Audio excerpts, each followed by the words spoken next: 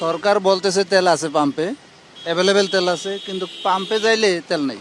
আমি কালকে রাত্রে 10টার দিকে আসছিলাম, আসার পরে বলছে যে 2টার দিকে দিবে। তো এখন মাত্র চালু করছে। আমাদের উচিত যে লিমিট খরচ কিভাবে করা যায় সেটা এভাবে না, এভাবে জনগণের এই যে টাইম ওয়েস্টেজ। সরকার বলতেছে তেল আছে পাম্পে, অ্যাভেলেবেল তেল আছে, কিন্তু পাম্পে যাইলে তেল নেই। কালকে আমি গাজীপুর গেছি, গাজীপুর তো সব পাম্প রশি টাঙ্গে বন্ধ করে দিয়ে রাখছে, তেল নেই। এই জন্য সকালে আয়া পাম্প দাঁড়াইছি সিরিয়ালে, এখন এই সিরিয়ালই আছি।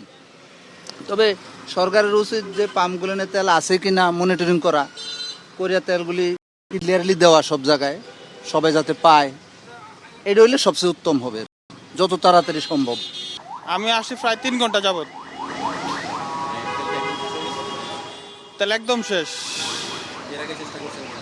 আমি কালকে রাত্রে 10টার দিকে আসছিলাম, আসার পরে বলছে যে 2টার দিকে দিবে। তো এখন মাত্র চালু করছে, এখন বাজে প্রায় এখন 1:15 মতো বাজে আর কি, এখন দেওয়া শুরু করছে শুনছি। আসলে আমাদের মনে করেন যেভাবে আমরা তেল মনে করেন যে গাড়িতে উঠাচ্ছি, এটা আমাদের আসলে প্রবলেম হচ্ছে। আর আমি নিজে মনে করি যে এই বাংলাদেশে প্রত্যেকটা জায়গায় এটা এই ধরনের আতঙ্ক সৃষ্টি করছে। এইগুলি না করে গভর্নমেন্ট যদি সরাসরি মনে করেন যে বলে দেয় যে পাম্পে থেকে তেল সবাই ইজি ওয়েতে তুলতে পারবে, বা এটা ইজি করে দেওয়া উচিত। দিলে পারা হবে কি জন সচেতন আরও বাড়বে, তখন যার যার খরচটা সে লিমিট করবে। তা আমাদের উচিত যে লিমিট খরচ কিভাবে করা যায় সেটা এভাবে না, এভাবে জনগণের এই যে টাইম ওয়েস্টেজ, যেটা ধরেন আমি একজন ইঞ্জিনিয়ার, এই যে আমার যে টাইমের যে ভ্যালু, সেই টাইমটা আমি তো নষ্ট করতেছি এখানে। তো এটা জাতির জন্য ক্ষতি, আমার জন্য ক্ষতি, আমার পরিবারের জন্য ক্ষতি, এবং ওভারঅল ক্ষতি। তো এই টাইমিংগুলো আমাদেরকে ভাবতে হবে, আমাদের টাইমটা কাজে লাগাতে হবে।